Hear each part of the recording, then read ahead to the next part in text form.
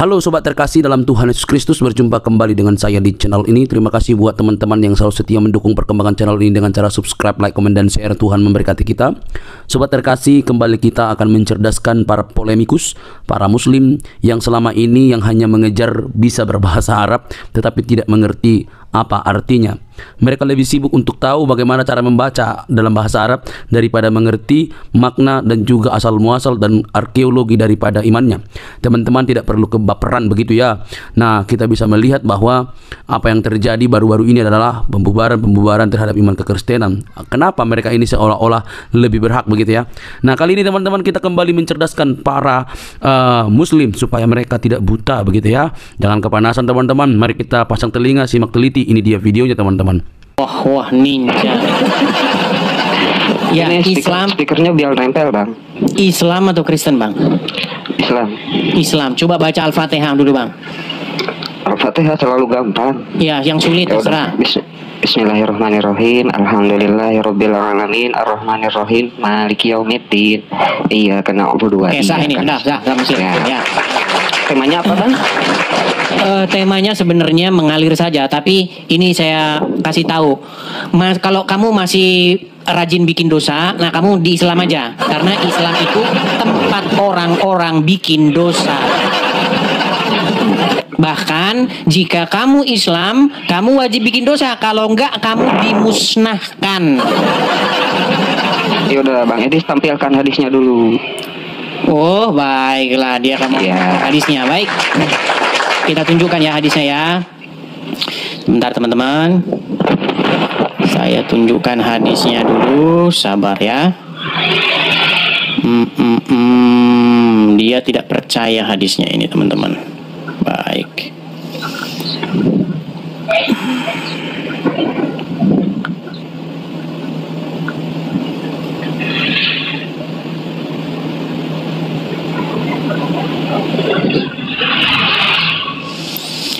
Oke ya, jika kalian tidak berdosa, kalian tidak bikin dosa, kalian akan dimusnahkan oleh Allah. Perhatikan ya. Saya balikin kamera saya. Makanya teman-teman, Islam ini adalah ajaran agama yang ya tempatnya begitulah. Ya. Dosa-dosa, yang apa-apa itu Islam. Oke, coba Anda yang baca nih. Ini hadisnya ya. Oke.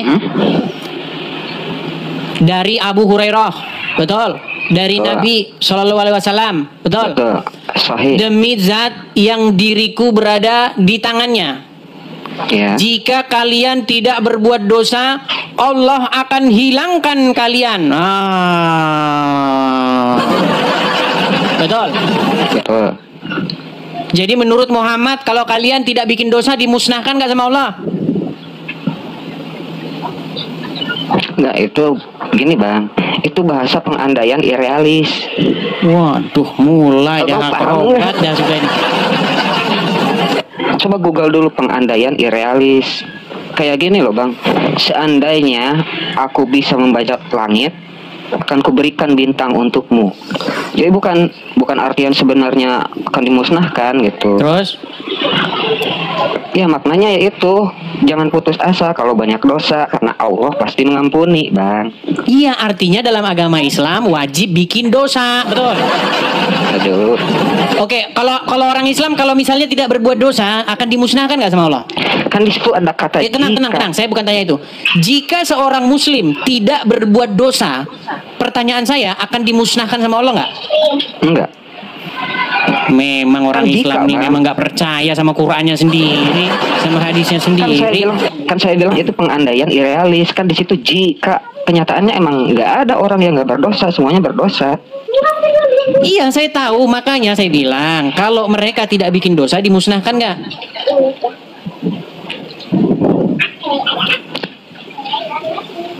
Ya tidak bang. Ini terakhir nih, kalau kamu juga nggak percaya, memang Muslim ini memang saya bilang semakin orang Muslim baca hadisnya itu akan dibuang ke tong sampah. Jadi, coba kamu aja yang baca dah. Kalau saya yang baca nanti saya yang pinter. Coba. Nah kan seandainya. Jangan coba kamu baca.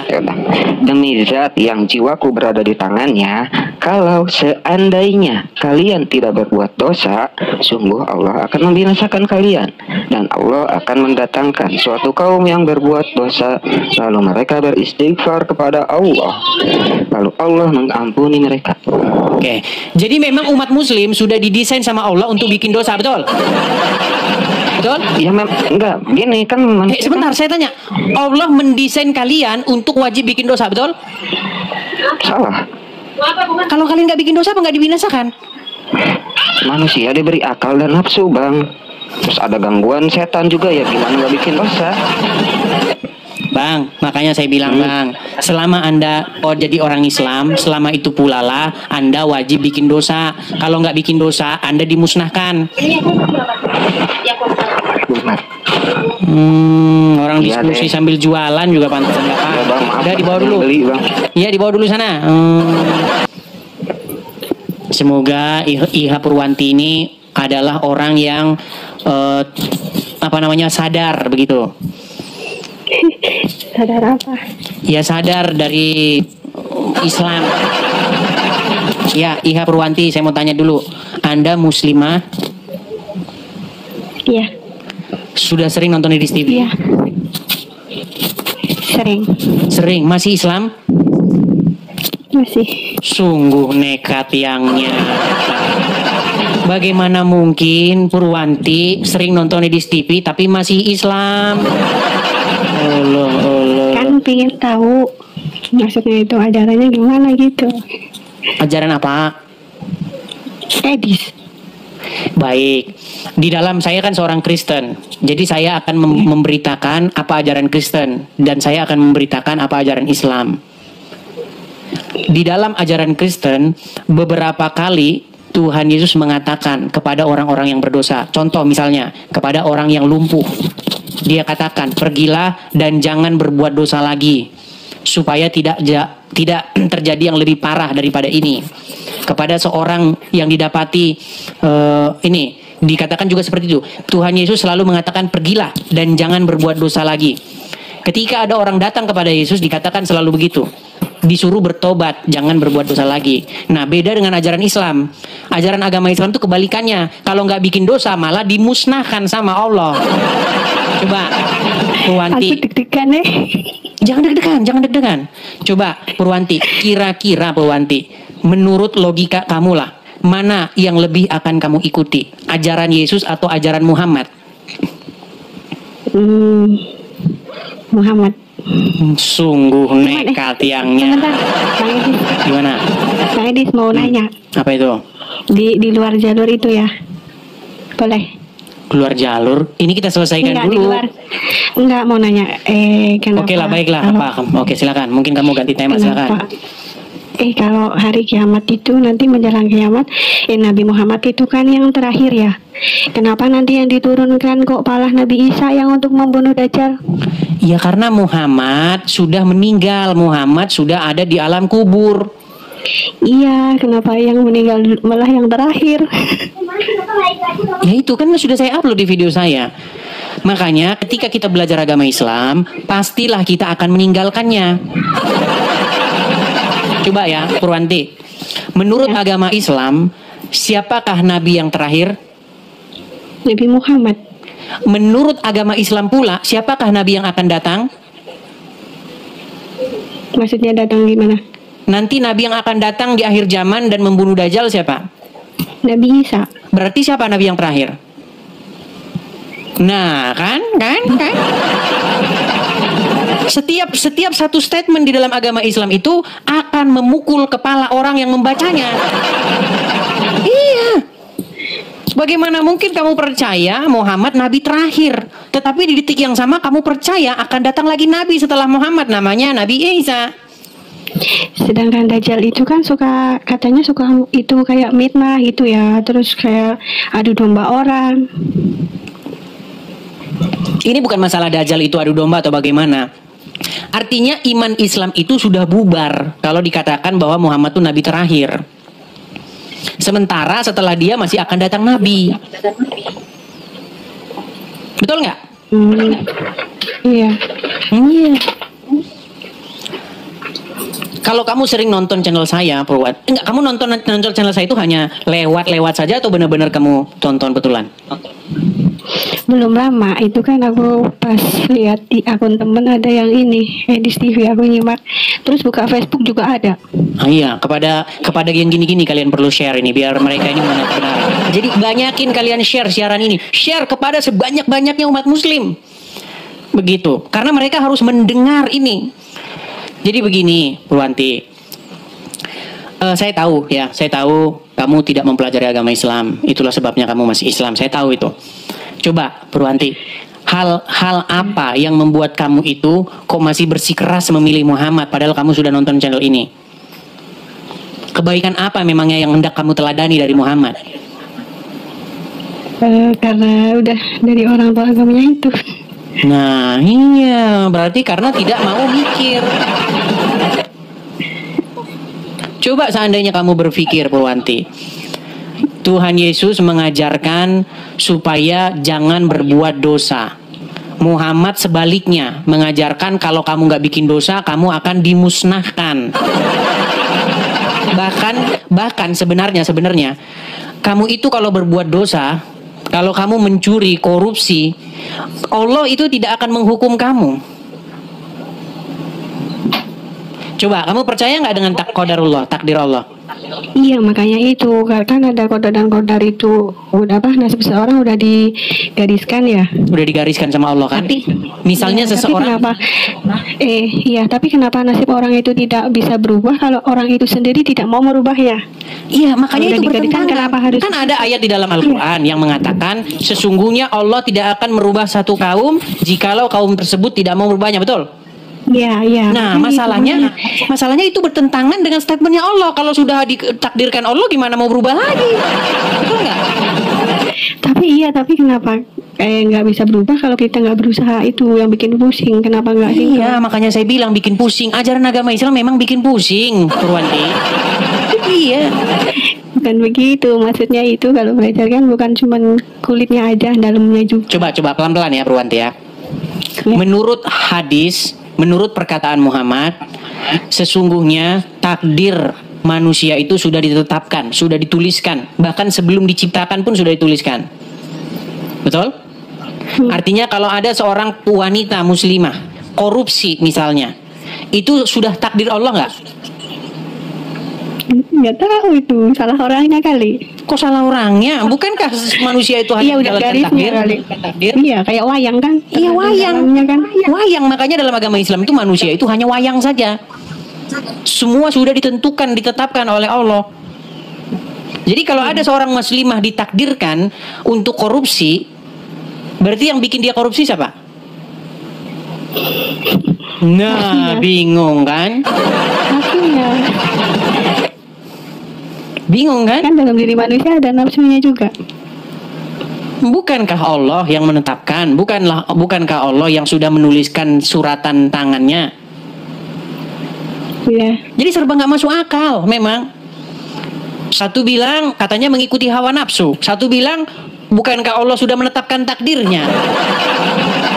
Kan bingung, memang bingung. Makanya saya pernah bilang, semakin dipelajari agama Islam itu semakin dekat waktunya untuk meninggalkannya.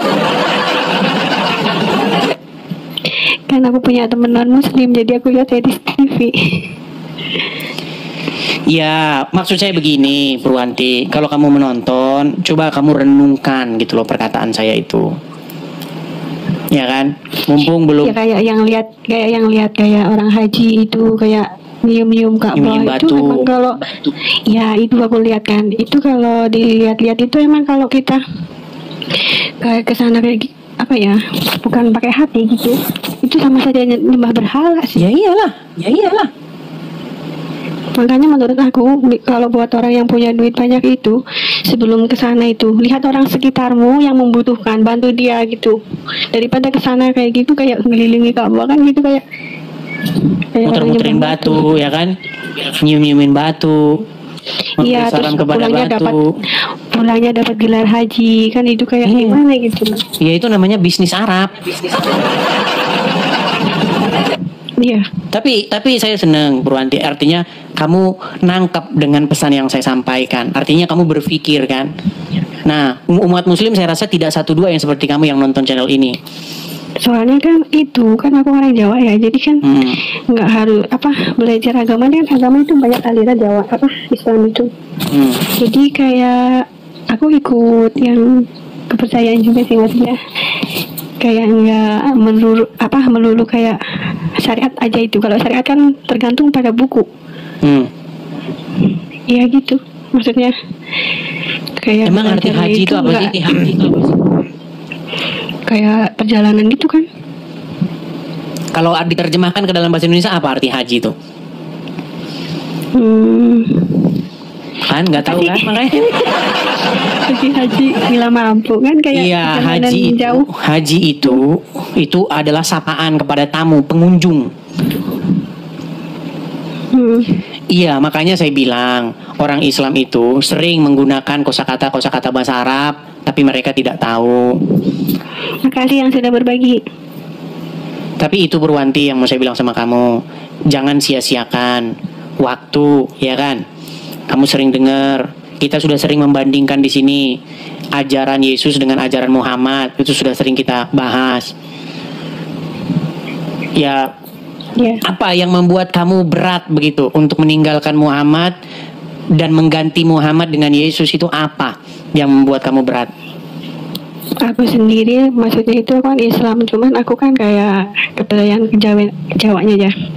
Jadi ada kata-kata itu gini, apa itu kalau Tuhan udah menyatu dengan dirimu, apa saja bisa kamu beli gitu misalnya gitu.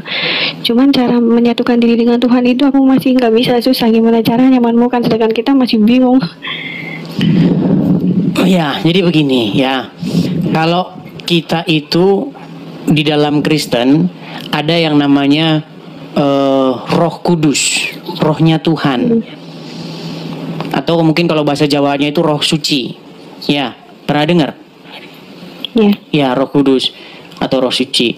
Nah, itu di dalam agama Kristen itu adalah yang menuntun, yang mengendalikan supaya seseorang itu hidup sesuai dengan kemauan Tuhan. Makanya ada lagunya supaya Roh Kudus itu hadir, tinggal di hati orang. Nah, itu maksudnya supaya kita itu menyatu dengan Tuhan. Nah, ketika Roh Kudus tinggal di hati seseorang, maka orang tersebut akan berjalan di dalam kebenaran. Gitu loh.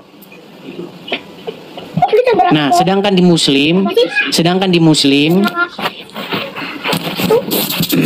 ya terus. Ya, sedangkan di dalam agama Islam, Anda itu juga hidup di bawah kendali, di bawah dikuasai, tapi yang menguasai, yang mengendalikan tuh Muhammad. Makanya umat Muslim itu ngikutin Muhammad. Muhammad berjenggot, dia berjenggot. Muhammad istrinya banyak, dia istrinya banyak. Muhammad pakai calak, dia pakai calak. Muhammad jidatnya hitam, dia ikut-ikutan jidatnya hitam. Sedangkan kekristenan tidak bicara itu. Iya, ada yang pakai cadar, padahal itu budaya Arab, bukan budaya Indonesia. Iya, biasanya kalau pakai cadar, ya yang penting nggak masukin itu loh, masukin ini, masukin barang-barang pintu Maret. Menutup aurat katanya, padahal itu budaya Arab, kita di Indonesia. Iya, jadi maksudnya begini, biar kita tidak melebar kemana-mana. Yang saya ingin sampaikan begini, kamu kan tadi berkata bagaimana cara kita itu terkoneksi lah mungkin bahasanya, tapi bahasamu tadi adalah menyatu, betul nggak? Iya. Menyatu dengan Tuhan. Nah, itu sebenarnya ada, itu ajaran Kristen seperti itu. Jadi di dalam Kristen itu bahwa manusia ini itu merupakan bait Tuhan yang sejati. Tahu bait nggak? Itu kan aku bahasa Jawa itu pasti pesantren itu Pak Ustadznya bilang, yen Allah wis manjing ning awakmu apa wae bakal iso ketuku. Iya, maksudnya begini. Kalau di dalam kekristenan, tubuh kita ini adalah rumah Tuhan yang sejati atau bait Tuhan yang sejati. Makanya supaya Tuhan itu tinggal di diri kita. Bagaimana? Yaitu rohnya itu tinggal di hati kita. Supaya roh itu mengendalikan diri kita, begitu. Itu dalam ajaran Kristen.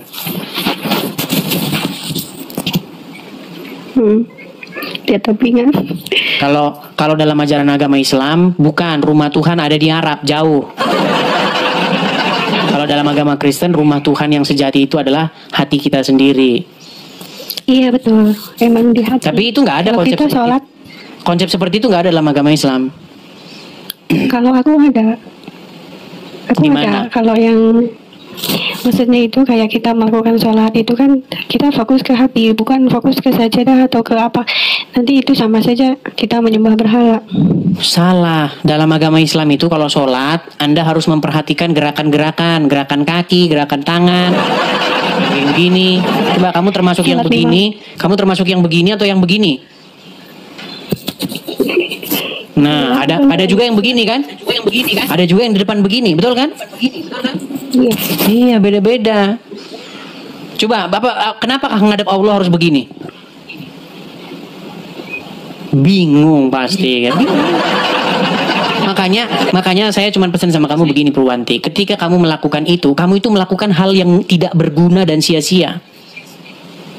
Coba apa gunanya kamu kalau begini? Gunanya apa saya tanya? Berdiri itu sama dengan apa ya? Aku lupa weh. Ini kadang-kadang posisi kakimu juga harus ya begitu apa duduk tahiyat itu. Iya. Ya. Kalau Kenapa harus begitu duduknya? Sampai sekarang orang Muslim nggak bisa jawab itu. Itu yang disebut dengan ritualisme, ritual-ritual, kegiatan-kegiatan fisik ritual. Padahal di dalam agama Kristen bukan seperti itu. Datang kepada Tuhan itu bukan gerak-gerakin kayak gerakan-gerakan begitu. Seperti itu. Ya itulah Purwanti intinya. Ya mungkin kamu baru nonton channel saya rasa dikit ya. Kalau kamu sudah sering nonton channel saya pastikan kamu pasti tidak seperti ini lagi. Ya saya berharap sama kamu meresapi atau bila perlu lihat konten-konten saya yang lain begitu. Karena kalau kamu di dalam agama Islam itu, kamu itu dijanjikan oleh Allah perempuan-perempuan yang berpayudara besar. Itulah yang akan diberikan kepadamu sebagai hadiah. Kok gitu? Loh, memang itu ayat Al-Quran. Di dalam surat An-Naba ayat yang ke-33 dikatakan bahwa pahala bagi orang-orang atau hadiah bagi orang-orang yang bertakwa itu adalah gadis-gadis yang susunya besar. Alhamdulillah dong. Gimana? Ya alhamdulillah. Buat apa kamu? Ya kan udah gede. Gimana? Aduh, gawat. Aduh. Oke lah, saya rasa gini aja lah Purwanti. Cobalah kamu renung-renungkan dulu ya. Nanti kalau kamu sudah renung-renungkan, sudah bagus nanti kamu merenungkannya, kamu bisa naik lagi. Ini takut teman kuli atau aku? Takut teman melihat maksudnya gimana? Maksudnya gimana? Teman di TikTok ini kan banyak. Teman-temanmu banyak yang Kristen. Ada. Ya, lihat saya di gini. di situ ada. Ya, maksud saya begini, Purwanti, kamu renungkan perkataan saya, jangan terlalu banyak nanti kalau terlalu banyak nanti kamu jadi nggak ada satupun yang kamu ingat. Dari yang sudah saya utarakan situ sajalah, kamu renungkan. Begitu ya? Iya. Oke, baiklah kalau begitu. Selamat siang, kita turunkan ya. Ya, assalamualaikum. Nggak boleh mengucapkan assalamualaikum kepada non muslim. Boleh, kan mendoakan semoga kamu selamat. Oke lah, baik, saya turunkan dulu. Selamat siang ya. Ya, Magisa.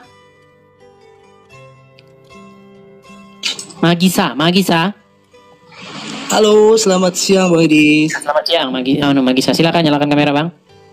Sebentar ya, Bang. Oke. Siang, Ya. Bang. Bang Magisa Muslim, Bang. Muslim, Bang. Alhamdulillah. Silakan, apa yang mau disampaikan, Bang? Ini Bang, aku mau tanya, kan waktu hari Minggu kemarin itu aku nonton room Kristen juga ya, Bang ya? Nah, adalah namanya, nggak perlu saya sebut ya. Sebutin aja, Bang. Nanti bingung saya nanggapinnya. Gimana kalau saya mau nyebutin nggak ada ininya? Bang RK ya, Bang RK. Kenapa? Ya kan ada yang nanya di situ, Bang RK, pencipta itu Allah Bapa atau Tuhan Yesus gitu kan? Nah, itu kalau menurut abang siapa, Bang? Bukan menurut saya. Kalau menurut saya, nanti jawaban saya namanya harus menurut Bible. Yang menjadikan langit dan bumi itu adalah Bapa di surga. Bagaimana caranya? Dengan firman-Nya. Oh, iya, karena Bang RK itu ngomongnya Tuhan Yesus. Makanya iya, gini, biar kita bisa bedakan ya. Jadi kadang-kadang orang itu jawab simple, ada orang jawab detail. Iya, iya. Jadi menurut Bible, yang menjadikan langit dan bumi dan segala isinya itu adalah yang kalau dalam terjemahan itu Tuhan huruf besar semua. Iya. Ya. Tapi bagaimana dia menjadikan langit dan bumi itu dengan firman-Nya. Nah, firman-Nya itu menjadi manusia. Jadi firman-Nya itu nuzul ke dunia, lahir menjadi manusia. Nah, tentu yang dimaksud Yesus sebagai sang pencipta itu bukan berbicara tubuh kemanusiaannya, tidak. Tetapi bagaimana Yesus sebagai sang firman itu. Sang firman-Nya ya, Bang ya? Iya. Iya. Itu maksudnya, Bang. Jadi ada orang menjelaskan detail, ada orang menjelaskan simple. Contoh, Bang, Contoh misalnya, dia terbang dari Jakarta ke New York misalnya. Tapi nggak diceritakan bahwa itu transit dulu di Singapura atau transit dulu, nggak dijelaskan begitu. Sama seperti itu, Bang. Iya, paham. Seperti itu. Yesus sang pencipta itu bukan ngomongin Yesus sebagai daging, bukan. Tetapi Yesus sebagai sang firman. Di dalam Yohanes pasal yang ke-1 dikatakan segala sesuatu dijadikan oleh Dia dan tanpa Dia tidak ada yang jadi dari segala sesuatu yang dijadikan. Kemudian pasal yang ke-14, dan firman itu telah menjadi manusia dan diam di tengah-tengah kita, seperti itu. Tapi begini, Bang, maksud saya begini. Islam Kristen itu bukan itu, Bang, diskusinya. Kita kalau debat, Bang, kalau kita debatin sang pencipta itu bahkan nggak ada gunanya bagi kita. Betul, Bang. Nggak ada gunanya. Mau yang nyiptain ini siapa juga nggak ada gunanya bagi kita. Gunanya bagi kita itu kita ini mau ngapain gitu loh. Iya. Kalau kita hidupnya nggak bener, nggak ada gunanya, Bang. Mau yang nyiptain Udin kayak mau apa itu nggak ada gunanya. Kita itu adalah sekarang kita ini hidup manusia kan, betul? Nah, kita ini langkah mana yang harus kita tempuh untuk menuju kepada keselamatan? Itu yang penting, Bang. Bukan siapa yang nyiptain langit dan bumi.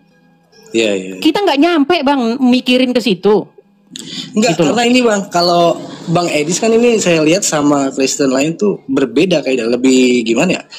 Kalau saya sih membenarkan Bang Edis ya. Yang dibicarakan sama Bang Edis apa tentang Islam juga saya membenarkan sih gitu. Coba banyak orang tes tuh, Bang, di bawah tuh. Tes katanya.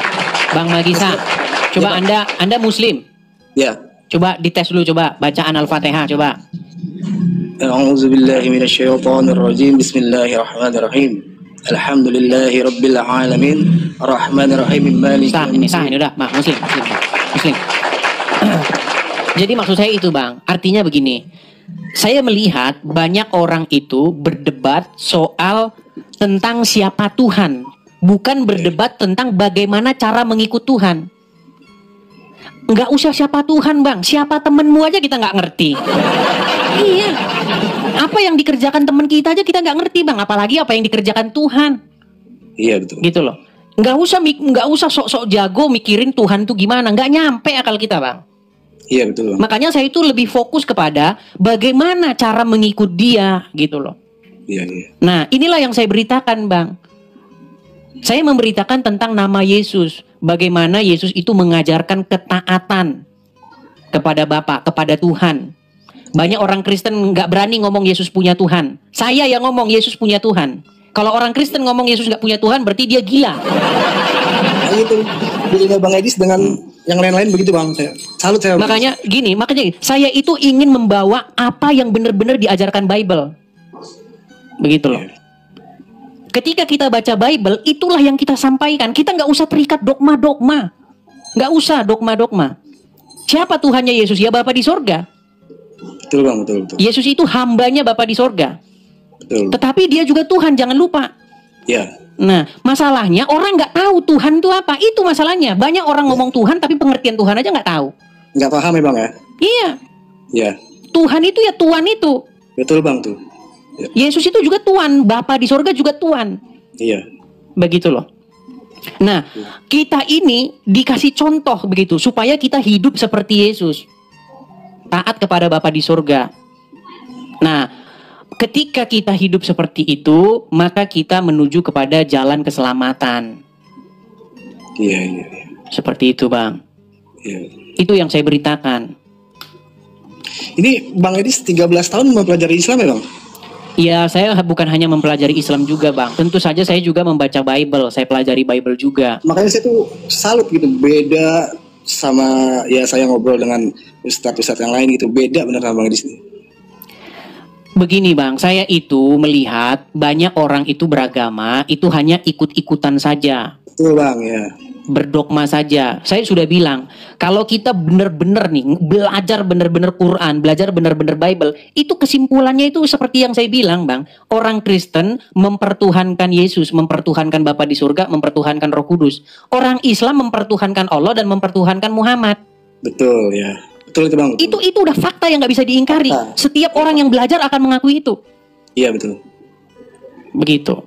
Bahkan kayak semalam saya nonton Bang Edis tuh, sesungguhnya Allah dan para malaikat itu berselawat kepada Nabi. Kenapa ya? Padahal sang pencipta itu Allah. Ya itulah agama Islam Bang, mau gimana? Iya, iya.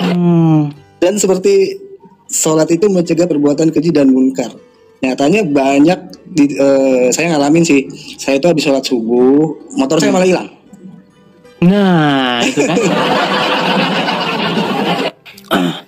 Tapi kalau kita benar-benar ini ya Bang ya, sholat itu buat apa gitu kan? Kalau kita baca Quran, di dalam Quran itu dikatakan sholat itu adalah mencegah perbuatan mungkar. Ya. Nah sementara bagaimana logikanya kalau kita begini-begini mencegah perbuatan mungkar? Itu dari mana jalan ceritanya? Betul Bang.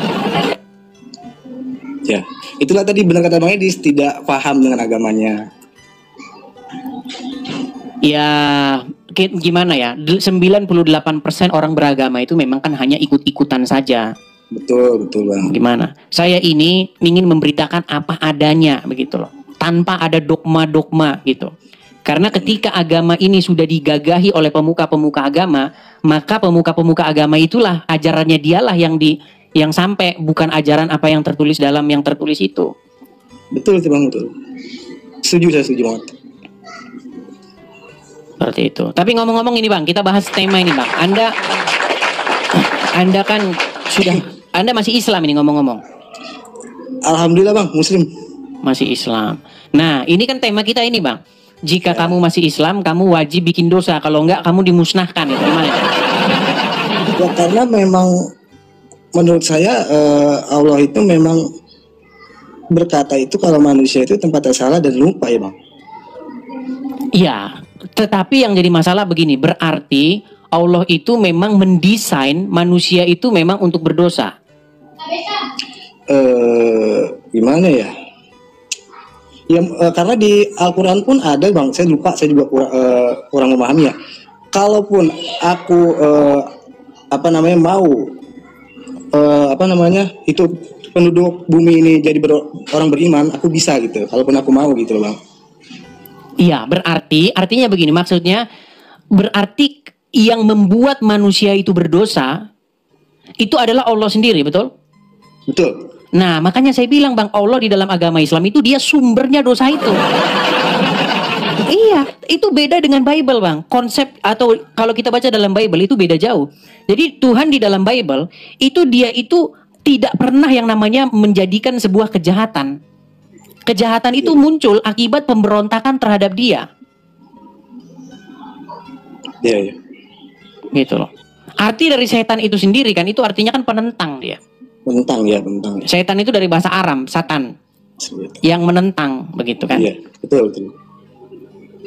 Jadi itu ketika kita menentang dia, nah itulah yang disebut dengan sebuah pemberontakan atau kesalahan itu, miss itu kan? Iya, miss itu. Karena manusia itu diciptakan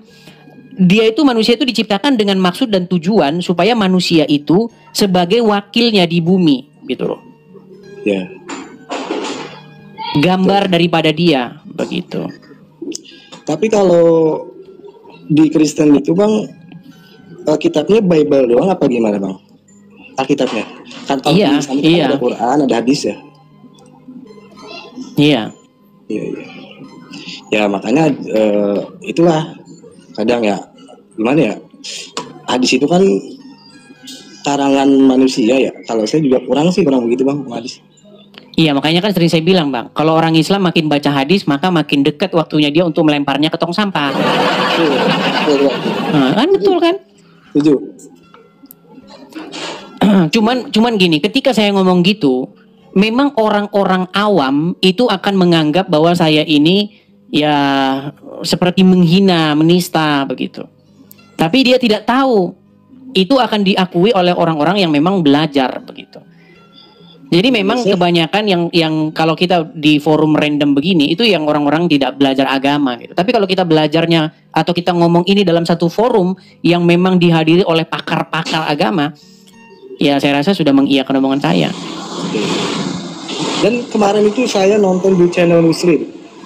Itu saya nggak setuju, di beberapa room itu ada yang berbicara bahwa Yesus itu anak haram loh. Saya sautin begini, Bang. Sekarang orang umat Islam itu mengakui Yesus siapa? Kalau mengakui Yesus Nabi, kamu sama aja menistakan. Saya langsung diturunin tuh, Bang, di situ, Bang. Ya itulah makanya saya bilang, Bang. Jadi orang Islam itu telah membenci Yesus tanpa alasan. Iya, itu dia makanya. Begitu loh. Karena apa? Karena yang ngikutin para ulama-ulama yang membenci itu kan. Kalau kita baca Quran, saya rasa umat Muslim tidak akan membenci. Iya, karena memang kalau logika ya, Bang, kita main logika. Nabi Isa itu memang di Al-Quran pun ada diangkat ke hadirat Allah ya kan. Kalau kita logika gitu ya, saya kan juga sebagai umat Islam juga dengar katanya doang tuh Nabi Muhammad gitu kan. Dan di situ pun nggak ada cerita kalau dia ke Gua Hiro gitu loh, diangkat. Nggak ada.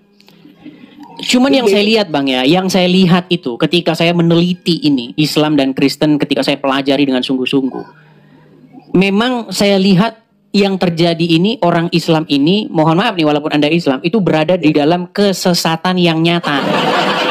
Kenapa saya katakan kesesatan yang nyata? Gini, kita itu seharusnya mempertuhan Yesus, bukan mempertuhan Muhammad. Karena ketika kita mempertuhan Muhammad, itu alamat kita itu kepada kebinasaan. Begitu loh. Makanya saya undang juga Anda, Bang. Kenapa Anda tidak ganti Tuhan? Begitu. Kenapa Anda masih mempertuankan atau mempertuhankan Muhammad dan Allah? Padahal jelas-jelas kalau kita teliti secara mendalam, ya kita harus mempertuankan atau mempertuankan Bapa di surga, Yesus dan Roh Kudus. Nah itu, karena Islam itu terpecah menjadi 73 golongan. Kulhum finnar ila wahidan. Yang satu itu siapa ya, Bang ya? Ya itu jangan-jangan yang udah jadi Kristen. Iya, karena begini loh, Bang. Muhammad sendiri aja dia tidak tahu jalan kebenaran gitu loh. Muhammad saja dia tidak tahu jalan kepada hidup. Bagaimana mungkin kita mempertuhankan dia? Gitu loh. Iya. Ini sebelumnya, Bang, saya minta maaf nih untuk semua umat Islam, umat Muslim, bukan menjelek-jelekan agama sendiri, tapi ini saya diskusi dengan kebenaran, bukan fitnah, bukan apa gitu. Bang Edis tuh kebenaran. Memang yang saya dapat semua dari Bang Edis itu kebenaran itu. Iya, memang benar. Cuman banyak orang awam yang mengira saya ini mengada-ngada. Tapi nanti kalau dia belajar itu akan didapati seperti itu. Makanya jangan kita itu mempertuan selain Bapa di surga. Kita harus menjadikan dia tuan kita, Bapa di surga itu. Iya. Iya kan? Karena begini, banyak orang di dalam pikiran orang mempertuan atau mempertuhan itu artinya menganggap dia sang pencipta. Sang pencipta, betul. Makanya begini juga mereka itu begini. Dia tidak mengerti definisi mempertuhan atau mempertuan itu. Padahal mempertuan atau mempertuhan itu adalah kan tuan itu lawan katanya hamba. Hamba. Ya. Iya. Jadi kita itu harus menghambakan diri kita kepada Bapa di surga. Nah, apa definisi hamba itu sekarang? Hamba adalah seseorang yang mengerjakan yang kepadanya diperintahkan untuk dikerjakan. Begitu. Iya, betul, Bang. Iya, betul, seperti betul, itu. Bang. Nah,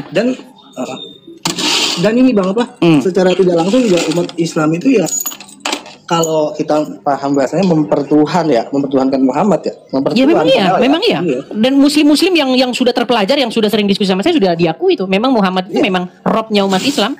Betul, saya juga setuju. Memang setuju itu. Cuman banyak orang Islam ketika saya bilang Muhammad Tuhannya orang Islam, disangkain Muhammad sang penciptanya orang Islam, padahal bukan. Gimana? Ada ya, padahal Bang Edi sering itu sudah sering saya katakan. Begini ya. teman-teman pada belum nggak ngerti juga ya bang. Nggak ngerti juga. Makanya tiap hari debat terus Tuhan. Yesus manusia kok Tuhan. Jadi pertanyaannya aja udah salah gitu loh. Salah. Iya. Pertanyaan Yesus itu manusia apa Tuhan? Itu pertanyaan itu udah salah itu. Iya, salah itu. Gitu loh. Oke nih bang, gitu aja bang ya. Oke. Oke, baik. Turunkan ya. Sama-sama. Bisa. Ya. Sehat selalu bang, sehat bang. Sama-sama, sehat selalu. Ya itu Kan lagi kira-kiranya Pak Edis buat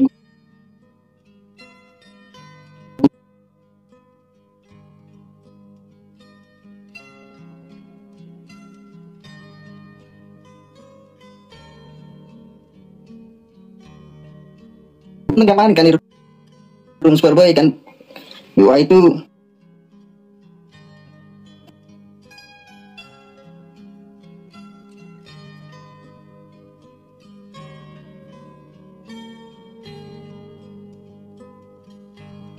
iya, saya Muslim. coba baca Al-Fatihah dulu.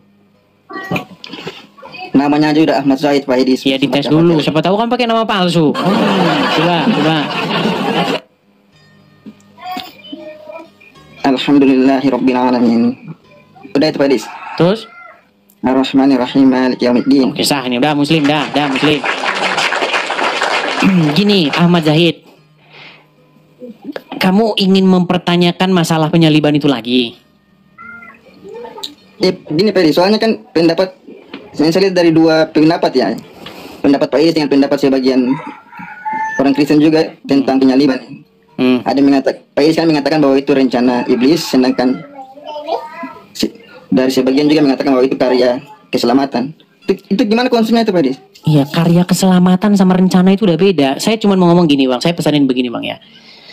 Saya ini pada waktu itu sedang berdebat dengan Yusuf PI.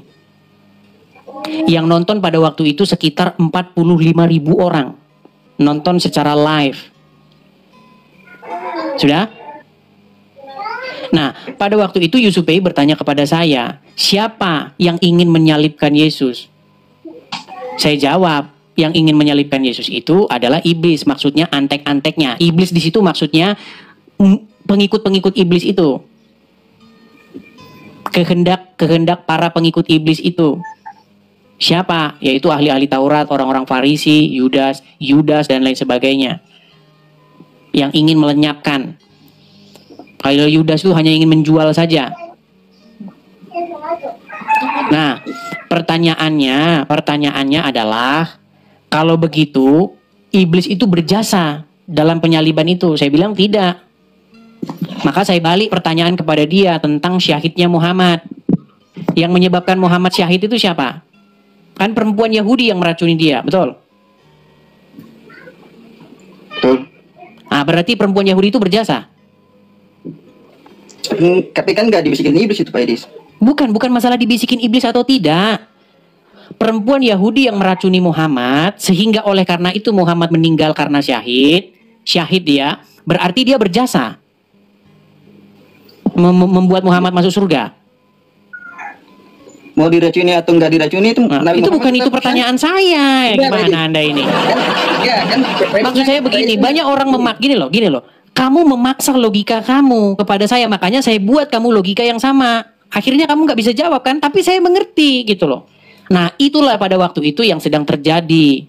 Tahu-tahu tiba-tiba ada orang yang masih tidur, yang ilernya masih ada di mulut. Langsung dengar desas-desus saya ngomong begini. Langsung dia rebut mic saya.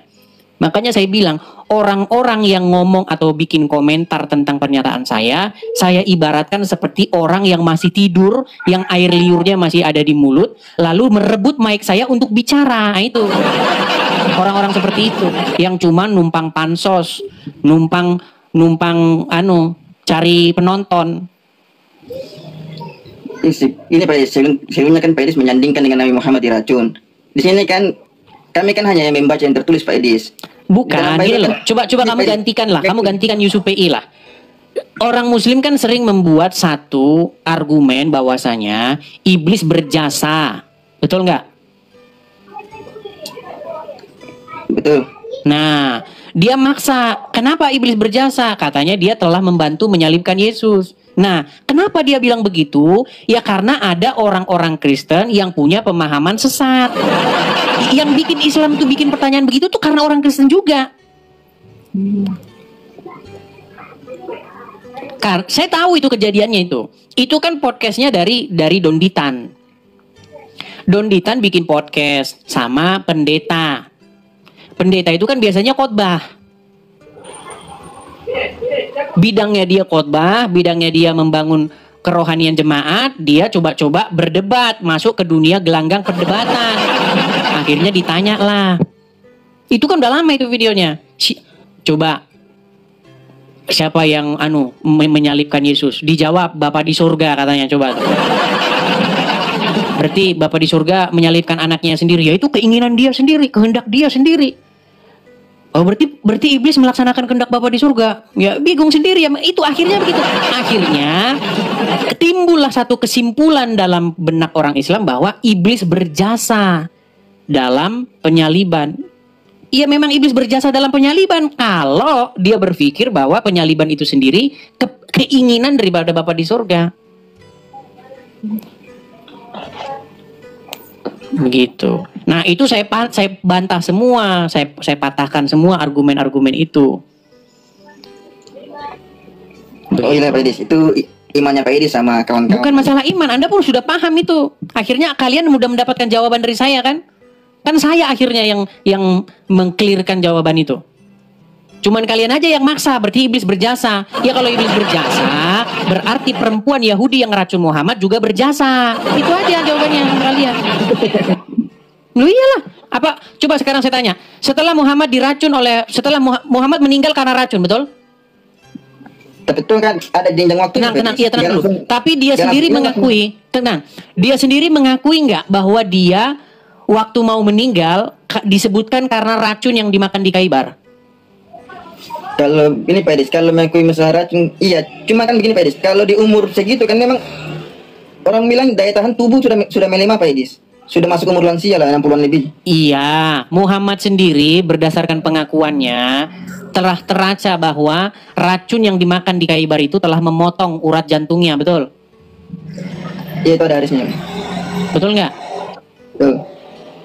Nah, akibat daripada dia meninggal karena racun itu, dia mati syahid, betul nggak?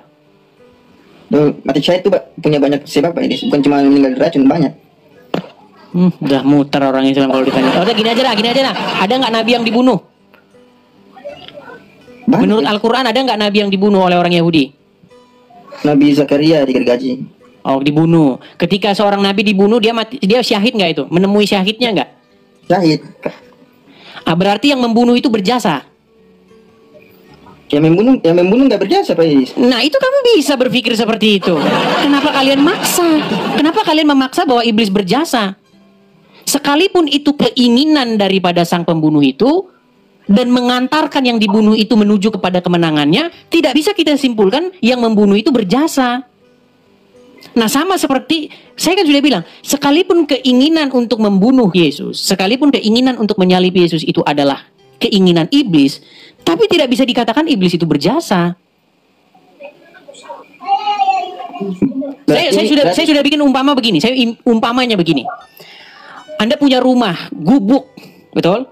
Rumah Anda dibakar sama massa. Terus akhirnya rumah Anda diganti sama pemerintah jadi rumah gedong. Pertanyaan saya sama kamu, yang bakar rumah kamu berjasa nggak? Yang berjasanya pemerintah. Ya iya, pemerintah yang berjasa. Kalau kamu bilang yang bakar rumah kamu berjasa, berarti kamu tidak waras lagi. Kalau seandainya mereka berjasa, maka polisi nggak boleh memenjarakan mereka. Polisi harus memberikan mereka hadiah.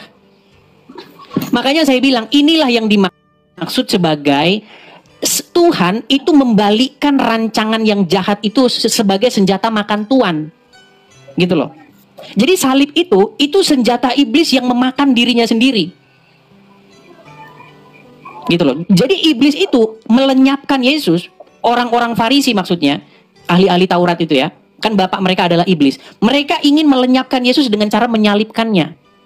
Tapi ternyata salib yang mereka pikir ingin melenyapkan Yesus itu malah jadi jalan keselamatan bagi umat manusia. Makanya kami orang Kristen pakai salib. Gitu loh. Nah, ini yang otak kalian kan nggak nyampe. Makanya saya bilang kalian masih Islam. Nah, Pak Edi, saya nangkapnya kan gini. Berarti dalam hal ini yang berjasa kan orang yang memberi kebaikan, bukan memberi keburukan kan? Betul. Makanya iblis tidak berjasa di dalam penyaliban itu. Kalau kamu maksa iblis itu berjasa, maka kamu harus simpulkan bahwa yang membunuh Muhammad itu berjasa karena dia telah membuat Muhammad syahid. Gitu aja kan, balikin pikiran kalian. Kalau kalian maksa ya, saya juga pikir-pikir seperti itu. Tapi saya tidak mau menggunakan logical fallacy semacam kalian gitu loh. Iya, benar Pak. Berarti kalau dalam status Nabi Muhammad menjadi seorang yang syahid, berarti yang berjasa ini kan Allah. Allah kan memberikan kesyahidan kepada Nabi. Nah, di dalam agama Islam yang berjasa atau yang memberikan kesyahidan itu Allah, bukan orang yang membunuh Muhammad. Nah, begitu juga di dalam peristiwa salib itu. Kenapa salib itu menjadi keselamatan? Kenapa salib itu menjadi jalan penebusan dosa? Karena karena itulah titik terakhir ketaatan Yesus. Dia taat sampai matinya. Makanya dia membawa korban yang harum bagi Bapa di sorga. Kalau nabi-nabi, kalau imam-imam, mereka itu membawa domba. Mereka bawa kambing, bawa domba, itu dipersembahkan kepada Bapa di sorga. Nah, orang Muslim sampai sekarang masih kayak gitu, mempersembahkan kurban. Nah, Yesus dia nggak bawa kurban kayak begitu. Dia tidak bawa kurban hewan, dia bawa darahnya sendiri. Makanya dia masuk ke pelataran bait Tuhan dengan membawa darahnya sendiri dan sekali untuk selama-lamanya. Disitulah dia mengadakan pendamaian, penebusan dosa. Begitu loh. Makanya kami orang-orang Kristen itu kami adalah orang yang sudah dibayar dengan darah itu, ketaatannya itu. Sebagai persembahan yang harum bagi Bapa di sorga. Jadi kami itu, Yesus itu membudayakan kebiasaan taat itu, bahkan taat sampai mati. Dan itu yang iblis tidak suka. Gitu loh. Nah, kami orang-orang Kristen harus meneladani Yesus seperti itu. Makanya kami harus pikul salib juga. Tetapi salib zaman sekarang bukan salib kayak zaman dulu, bukan salib kayu. Kalau salib zaman sekarang itu ya berbagai macam masalah ini. Ketika ada masalah menimpa, usaha bangkrut, sakit penyakit, sakit nggak sembuh-sembuh, itu salib kami. Tetapi apakah kami harus mengutuk Tuhan? Enggak. Ketika kami sakit, berdoa nggak sembuh-sembuh, ketika usaha kami bangkrut, tetap kami setia kepada Tuhan. Begitu, tetap melakukan firman-Nya. Itu makanya kami meneladani Tuhan kami Yesus. Itu inti kekristenan. Gitu. Oh, oke lah Pak Edis, itu kepercayaan iman Pak Edis, jadi saya tidak mau. Soalnya kalau nanti menjawab banyak pertanyaan, jadi gitu aja Pak Edis yang saya ingin tanyakan. Iya, maksud saya ini supaya kita tuh saling mengerti gitu loh. Karena banyak orang Islam itu dia nggak paham. Ini saya coba biar kalian tuh mengerti maksudnya. Karena banyak juga orang Kristen juga yang nggak paham juga gitu loh. Jangan salah. Nah, yang saya ini tuh yang nggak paham ini, janganlah terjun ke dunia apologetika begini, karena nanti malah jadi batu sandungan pengabaran Injil. Kalau nggak paham ya belajar dulu gitu loh. Bagusnya itu Pak Edis, bagusnya Pak Edis jadi pendakwah aja buat para pendeta yang lain, buat Kristen-Kristen yang lain Pak Edis. Iya, ini juga saya mendidik mereka biar dia mengerti kekristenan itu apa. Iya, jadi apa yang dimaksud memikul salib itu? Kita sekarang nggak mikul salib kayak zaman dulu, dan beban yang kita hadapi sekarang itu jauh lebih ringan daripada beban yang dihadapi oleh Tuhan Yesus. Kalau Tuhan Yesus sampai diarak begitu, sampai diarak di ini. Kalau kita apa?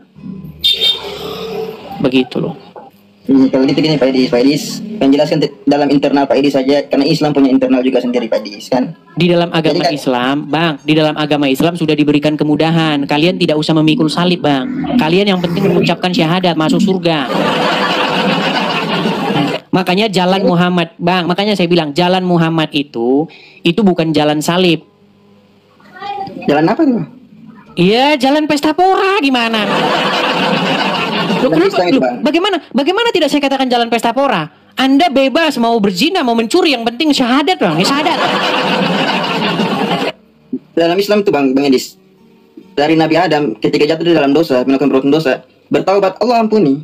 Begitu juga dengan umat Islam sekarang. Bahkan dia melakukan dosa setinggi gunung pun, di akhir hidupnya dia bertobat Allah ampuni. Bang, di dalam Al-Quran nggak ada bilang begitu. Orang yang bertaubat nasuha mudah-mudahan masuk surga. Nggak ada diampuni. Ada saja. Kalau orang, makanya kemarin itu sudah pernah saya bahas. Itu sudah pernah saya bahas. Orang muslim berkata, barang siapa yang bertaubat, bahkan taubat nasuha, taubat yang semurni-murninya akan diampuni masuk surga. Itu kata orang Islam. Tapi kata Al-Quran nggak seperti itu. Jangan salah. Kata Al-Quran gimana Bang? Kata Al-Quran di dalam surat At-Tahrim ayat yang ke-8 dikatakan, barang siapa yang bertaubat dengan taubat yang semurni-murninya, mudah-mudahan Allah akan mengampuni. Mudah-mudahan. Tapi kalau Anda mengucapkan syahadat, pasti masuk surga. Pasti. Sedangkan bertaubat mudah-mudahan. Ya gitu Pak Idris, kan kalau sudah masuk ke dalam Islam kan Pak Idris, belum tentu terbebas dari dosa. Pasti orang tersebut melakukan dosa. Jadi orang tersebut jika dia bertobat Pak Idris di masa akhir hidupnya. Oke, coba bukalah surat At-Tahrim ayat yang ke-8. Atau saya membukakan di sini. Coba Pak Idris. Baik, kita bukakan ya At-Tahrim ayat yang ke-8 ya. Anda tidak percaya? Kalau bertobat dalam agama Islam malah nggak pasti. Makanya jangan bertobat. Ucapin syahadat. Kita buka ya At-Tahrim ayat yang ke-8. Saya bacakan nih, saya balikin dulu kamera saya. Waduh, Anda ini pantesan saja Anda masih Islam. Lihat. Lihat ya. Ini surat At-Tahrim ayat ke-8, betul? Betul. Oke, nih. Wahai orang-orang yang beriman, bertaubatlah kepada Allah dengan taubat yang semurni-murninya. Apa di sini dikatakan? Mudah-mudahan. Mudah-mudahan Tuhan kamu akan menghapus kesalahan-kesalahan. Makanya Bang, kalau taubat itu hasil daripada pertaubatan itu mudah-mudahan. Makanya nggak usah bertobat Bang, nggak usah bertobat, ucapin syahadat aja, masuk surga walaupun maling, walaupun berzina. Gimana? Ada hadisnya Bang Idris. Itu kan ada hadisnya. Itu kan Nabi Muhammad menjelaskan bahwa di situ Allah mengatakan, wahai hambaku, jika engkau datang dengan dosa sebesar gunung, maka ampunanku sebesar bumi. Salah. Kalau membawa dosa sebesar gunung ditimpakan kepada Wahyudi dan Nasrani. Kan seperti itu hadisnya Bang.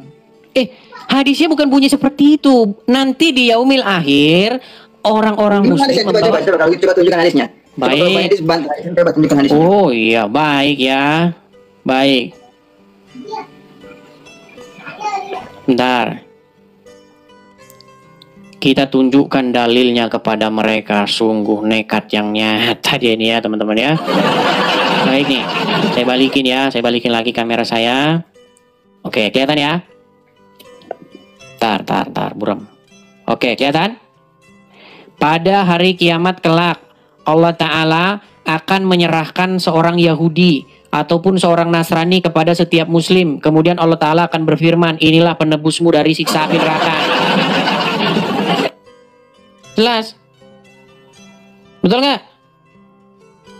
Bahkan dosa-dosa yang sebesar gunung nanti akan ditimpakan kepada mereka. Nih, saya tunjukin lagi. Bentar, saya tunjukin lagi ya. Perhatikan. Kita tunjukkan, teman-teman. Perhatikan ya. Nih, saya hilangin dulu. Kelihatan ya? Nih. Dari Abu Musa dan seterusnya nih. Pada hari kiamat nanti Allah menyerahkan Yahudi atau Nasrani kepada setiap Muslim. Nih, inilah yang menjadi penebusmu dari siksa api neraka. Jelas nih. Banyak ini hadis-hadisnya. Sebentar, saya tunjukin lagi yang lain ya. Nih. Oke, saya tunjukin banyak nih. Perhatikan ya, Sahih Muslim 4967 nih. Nih, panjang nih hadisnya nih. Kita lihat nih ya di sini ya.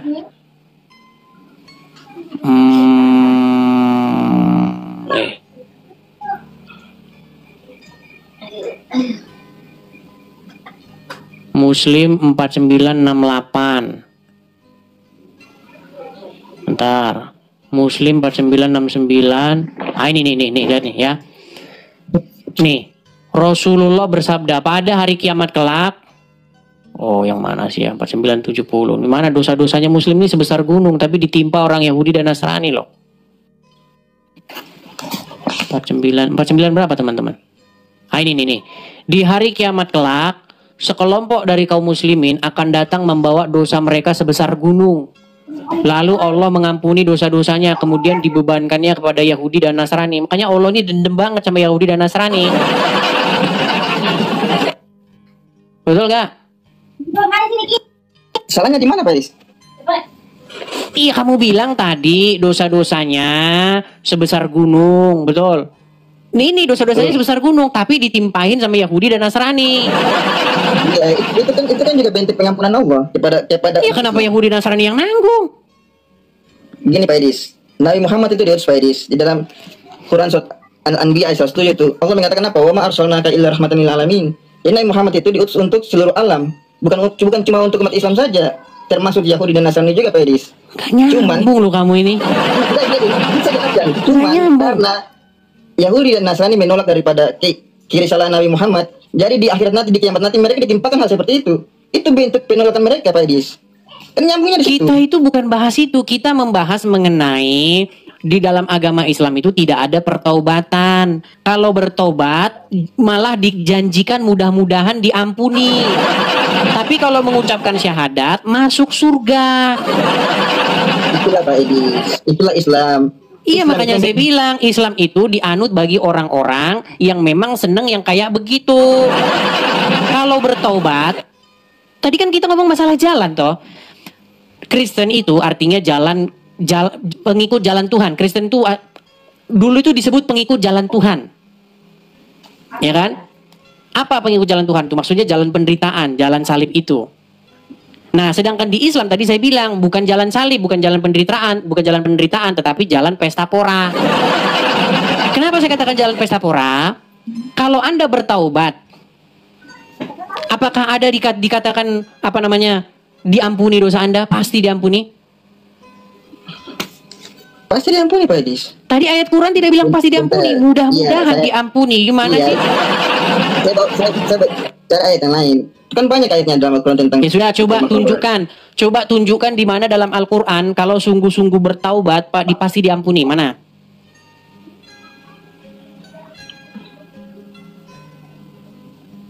Meninggal dunia. Ya udah, nanti kalau udah ketemu baru kesini lagi dah, Ahmad. Nyari dulu sana. Kalau udah ketemu baru kesini. Tadi sudah kita kasih naik, tapi belum ini dia. Ya Ahmad, apakah Anda Muslim? Bang, itu suara apa Bang? Muslim Bang. Iya, itu suara apa itu Bang? Mana? Berisik. Aku lagi di pinggir jalan. Oh iya, Bang. Pinggir jalan Bang. Ya. Ya. Abang udah lama Bang nonton Edis TV? Lama. Sudah lama. Masih orang Islam? Alhamdulillah Islam. Sungguh nekat yang nyata. Sudah sering nonton Edis TV masih jadi orang Islam. Tenang aja Bang, lucu, lihat tuh Bang, lucu. Sudah bikin dosa. Banyak Bang. Iya, makanya jadi orang Islam terus karena dia masih senang bikin dosa teman. Barang siapa yang masih senang bikin dosa, hendaklah dia menjadi seorang Islam. Karena apa? Karena di dalam agama Islam barang siapa yang tidak bikin dosa malah akan dimusnahkan oleh Allah. Betul? Iya. Betul. Jadi makanya dia masih senang jadi orang Islam. Kapan Bang Anda bosan bikin dosa? Ya, pasti banyak dosa terus lah Bang, namanya manusia. Iya, pertanyaan saya kapan Anda bosan bikin dosa? Nggak bosan-bosan, karena masih hidup. Ini berat kalau ini teman-teman. Karena dosa itu enak loh Bang. Ya, oke lah, coba sekarang Anda buat pernyataan saja. Anda buat pernyataan. Saya ya loh Bang. Ini sebentar. Gini. Anda kan masih senang bikin dosa. Tenang.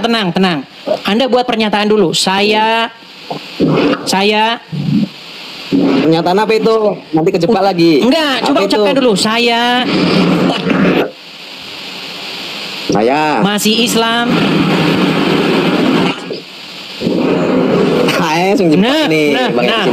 Apa dulu malah? Gini, coba ucapkan. Saya masih Islam karena saya masih senang bikin dosa. Coba. Ayo. Intinya saya banyak dosa lah Bang, intinya Bang. Banyak dosa. Ya udahlah kalau begitu. Kalau belum mau bertobat Anda di Islam dulu sana.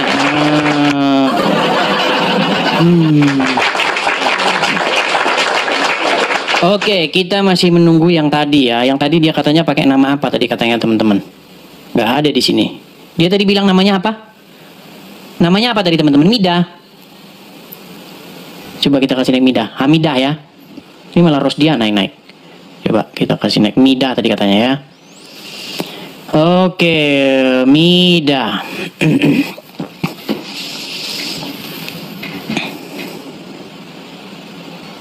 Ya, selamat pagi menjelang siang, Bang. Oh, sudah selamat siang nih ternyata udah jam 1. Ya, silakan. Mida. Ya, Dis. Oke, Mida, kenalan dulu kita. Anda Muslim. Muslim dong, Dis. Muslim. Gue ini akun gue itu yang dasar tadi, Dis. Anugerah Dasa. Anugerah Dasa. Ya, silakan, Bang Mida. Apa yang mau Anda sampaikan? Ya, Dis. Yang gue nonton semalam tuh, gue kan gak dikasih naik terus tuh. Ngomong gak dikasih naik, yang naik kan banyak. Siapa bilang? Bedakan tidak dapat kesempatan untuk naik dengan tidak dikasih naik. Ini harus Anda bedakan. Hati-hati memilih bahasa. Ya. Ya, karena akun gue juga kan nggak bisa buka kamera, Dis. Ya, kalau nggak bisa buka kamera memang nggak saya naikin. Saya lihat followersnya. Kalau followersnya baru 5 orang ya nggak saya naikin. Soal apa? Kodarnya Allah itu yang sudah Allah menetapkan kodarnya yang sudah ditetapkan, yang seperti orang berbuat jahat kata lu kan semalam. Bukan kata saya, kata hadis. Sesungguhnya takdir manusia itu sudah ditetapkan bahkan 50.000 tahun sebelum penciptaannya.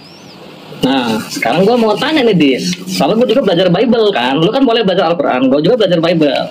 Orang yang ditanya Quran lari ke Bible. Oke, kamu berikan dulu jawabanmu di situ, baru kita bahas Bible. Pertanyaannya belum kamu jawab. Iya. Pertanyaannya itu adalah betul atau salah bahwa Allah sudah menetapkan takdir bahkan 50.000 tahun sebelum penciptaan.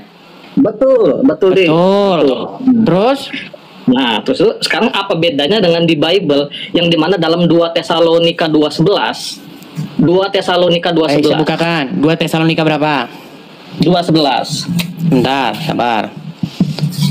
Jadi kamu mendasarkan argumenmu atau menempelkan Quranmu dengan Bible gitu? Nah, kita harus ini dong, kita harus fair. Oke, baik. 2 sabar ya teman-teman ya. 2 apa? 2 Tesalonika 2:11. 2 Tesalonika 2:11. Tesalonika. Iya, baik. Saya bacakan ya. Nah, Kakak Edis.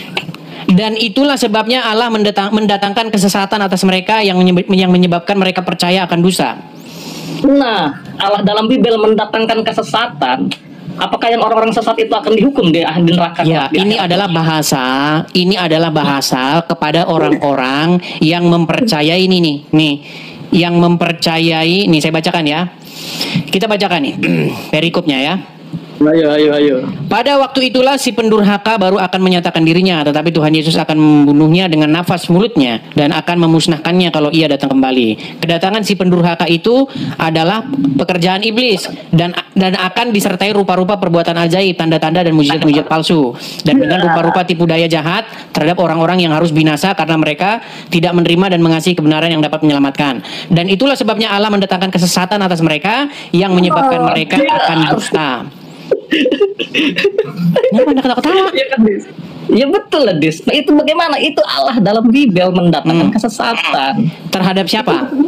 Itu Edis. Iya, terhadap siapa? Didatangkan kesesatan ya, terhadap siapa? Kesesatan itu entahlah siapa itu. Yang pasti kan Allah mendatangkan kesesatan. Gimana Anda membawa dalil entahlah? Itu kan dari Bible-mu, Dis. Bible-mu masa kamu tolak? Saya nggak menolak Bible saya. Nah, terus yang mendatangkan kesesatan siapa? Ini mendatangkan kesesatan terhadap siapa? Bukan yang mendatangkan kesesatan siapa? Terhadap siapa didatangkan kesesatan itu? Coba. Ya kau baca dong, dari kemarin kan udah kau baca semua tadi. Aneh kamu ini, kamu yang membawa satu masalah, terus saya yang suruh jelasin masalahnya. Gimana sih? Itu kitab suci siapa? Kok lari ke kitab suci siapa? Kalau di sini kan bilang kan. Oke, coba saya tanya dulu sama kamu. Ini lagi bahas apa ini di ayat ini? Ya itu tadi Allah mendatangkan kesesatan tadi yang intinya dari itu. Yang aku kasih kan ya, apa yang dibahas di situ? Tentang apa di situ? Apa itu? Udah kau di bawah sana. Kamu letak apa? Malah kamu nanya sama saya. Gimana? Di dalam Quran saya tidak kurang-kurang akan menunjukkan kepada kamu Allah menyesatkan orang-orang yang sudah ditetapkan sesat. Kamu aja sanggup memahami ayat itu. Gimana? Yang masalah takdir itu ke seluruh orang. Kamu nggak bisa bedakan. Ini adalah yang berbicara tentang kedatangan si pendurhaka antikristus dan terhadap orang-orang yang percaya kepada dia. Gimana Anda ini?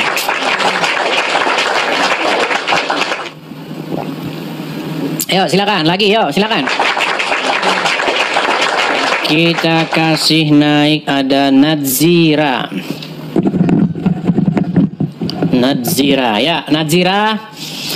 Selamat. Waduh, terpental dia, lari dia. Oke, kita kasih naik ada sebentar ya teman-teman ya. Baik teman-teman yang terkasih dalam Tuhan Yesus, satu kebanggaan bagi kita untuk selalu menyampaikan fakta kebenaran di dalam dialog lintas iman atau dialog lintas agama atau perdebatan perdiskusian yang bisa tersaji di media, baik di TokTok, baik di YouTube dan lain sebagainya. Dan tetap dukung untuk semua apologetik Kristen supaya tetap berkiprah, bersemangat di dalam menyampaikan kebenaran, bahkan memberikan sebuah argumentasi perlawanan terhadap iman orang-orang yang selama ini begitu sibuk membahas kekristenan, begitu ya. Jadi dukung. Kalau misalnya kayak Bang Edis meminta support dari teman-teman, sudah ada selalu disampaikan di dalam setiap dialognya, dukung. Karena itu penting untuk kita doakan dan dukung supaya penyampaian-penyampaian tentang kebenaran itu semakin baiklah ya, semakin nyaman, semakin bisa dikerjakan dengan baik. Oke teman-teman, satu kesukaan dan kebanggaan bagi kita bahwa kita diberi hak jawab teman-teman untuk memberi pertanggungjawaban terhadap iman kita yang disalahpahami oleh banyak orang, khususnya agama yang baru lahir di abad ke-7, abad ke-6 ke-7, yang notabene itu tidak mengenal lagi siapa itu Yesus Kristus yang sudah final dan sudah menjadi Tuhan tanpa sebenarnya mereka pun ada. Tidak perlu mereka tetap jadi Tuhan begitu ya. Itu agak keras gitu ya. Agama yang baru lahir di abad ke-6 dan ke-7 yang menganggap dirinya sempurna, paling sempurna gitu ya. Ya. Semua agama sih mengklaim bahwa dirinya sempurna sih. Tidak ada agama yang mengatakan kami nggak sempurna. Semua agama itu pasti mengklaim dirinya sempurna. Ya, tidak ada agama-agama tertentu mereka paling sempurna, nggak ada itu. Kalau ada begitu sudah berbeda cerita itu. Jadi semua agama itu bisa mengklaim diri sempurna. Nah, tapi kenapa orang Kristen tidak mengklaim agamanya sempurna? Itu menjadi pertanyaan menarik kan? Kenapa orang Kristen itu tidak mengklaim agamanya sempurna? Karena orang Kristen itu tidak mengejar agama. Orang Kristen itu tidak mengejar agama, dan Yesus Kristus tidak datang untuk membuat agama. Itu yang penting Anda tahu. Yesus Kristus itu datang bukan untuk mendirikan agama, bukan untuk mengajarkan agama, bukan. Tapi dia datang untuk keselamatan, untuk keselamatan umat manusia berdosa. Kalau Yesus datang untuk sekedar beragama, yang ngapain dia mendirikan agama Kristen? Dia kan dari golongan Yahudi, suku Yahudi, orang Yahudi. Bahkan dia mengikuti tradisi Yahudi. Ya harusnya dia menegakkan Yahudi dong, ya kan? Jadi untuk apa dia mendirikan agama gitu ya? Nah teman-teman yang terkasih, sampai di sini semoga kalian bisa mengerti bahwa kekristenan itu bukan soal agama, tapi soal keyakinan atau iman yang dinyatakan secara mutlak di dalam diri Yesus Kristus sebagai Tuhan dan Juru Selamat pribadi. Jadi Kristen itu pengikut Kristus. Ya, pengikut Kristus itu berarti belajar dari Kristus, hidup oleh karena perkataan Kristus. Jadi harus hidupnya itu sesuai dengan apa yang dikatakan oleh Kristus. Murid ya, bukan beragama gitu. Nah teman-teman, kalau kita bisa melihat dan menyimak dengan teliti, hal itu memang perlu untuk kita garis bawahi supaya tidak mudah ngamukan gitu ya. Orang Kristen itu tidak membela Tuhan, Tuhan yang membela umatnya. Jangan salah ya, itu harus dibedakan. Orang Kristen itu bukan beragama untuk membela Tuhan. Tuhan yang membela umatnya, Tuhan yang membela manusia. Kalau manusia membela Tuhan, berarti siapa yang lemah? Kan gitu pertanyaan lanjutan. Kalau manusia yang bela Tuhan, berarti siapa yang lemah? Tuhan apa manusia? Nah logikanya adalah Tuhan yang maha kuasa itu bisa menjadi apa saja, dan dialah yang paling punya kuasa untuk membela umatnya. Tapi kalau membela kebenaran, itu wajar. Membela kebenaran itu artinya memberi hak jawab kita terhadap mereka yang sewenang-wenang, apalagi para polemikus ya, yang kerjaannya itu tiap hari mengurusin kekristenan. Kita harus memberi hak jawab kita sebaik mungkin, karena itu pun diberikan oleh Tuhan, dimandatkan oleh Tuhan dalam firman-Nya, bahwa kita diberi hak jawab untuk memberi pertanggungan jawab terhadap orang-orang yang menyalahpahami iman kekristenan, terhadap orang-orang yang selama ini salah memikirkan tentang kekristenan. Kita harus memberi hak jawab kita. Nah teman-teman, yang terjadi adalah apa yang dilakukan oleh Bang Edis ini, mereka justru mengamuk gak karu-karuan gitu ya. Itu ibarat disiram air panas, lompat-lompat gitu, atau kalian cacing lalu dikasih garam itu langsung berkiok-kiok gitu ya. Lucu mereka ini. Nah alhasil mereka yang tidak pernah belajar dengan sungguh-sungguh, mungkin mereka hanya belajar bahasa Arab, bacanya segala macam, tidak pernah belajar secara mendalam. Mereka akhirnya apa? Mengamuk, marah, kepanasan gitu, bahkan ngancam, mau seruduk lagi begitu ya. Sudah nggak tahu, taunya cuma dari ustadznya, digali dari arkeologianya nggak bisa, tiba-tiba diberikan fakta, dipertanyakan fakta, justru ngamuk. Nah ini kan model-model anak-anak gitu ya. Ini sifat-sifat childish yang dipamerkan atau selalu dininabobokan, sehingga mereka hanya mengeluarkan luapan-luapan emosi ketika mereka tidak bisa jawab kekristenan. Kan miris itu teman-teman. Coba deh berpikir secara cerdas. Nah, tetapi yang namanya kebenaran ya pasti mau dibengkokkan gitu ya. Ya Kristen itu kebenaran sih. Kebenaran yang memerdekakan manusia dari dosa. Dosa umat manusia itu yang membinasakan, tapi Kristus menyelamatkan kita. Oleh karena itu teman-teman, mari terus kita bersemangat untuk boleh menyampaikan kebenaran, karena kebenaran itu memerdekakan orang dari dosa. Kebenaran dalam Kristus Yesus. Dialah juru selamat, tidak ada yang lain, karena di dalam Dia tidak ada dusta. Di dalam Kristus tidak ada kebohongan. Di dalam Kristus ada kemerdekaan. Di dalam Dia keselamatan terjamin. Saat engkau percaya, Dia memateraikan diri kita dengan Allah Roh Kudus yang menjamin kehidupan kita. Percayalah, Dialah sang sumber terang itu yang menyelamatkan kita dari dosa. Teman-teman, tidak perlu kepanasan, jangan skip, jangan biarkan tayangan ini, sebarkan di media-media teman-teman sehingga banyak orang yang dicerdaskan. Ingat, Kristus itu mengasihi semua umat manusia. Sampai ketemu di video selanjutnya teman-teman. Tuhan memberkati. Shalom.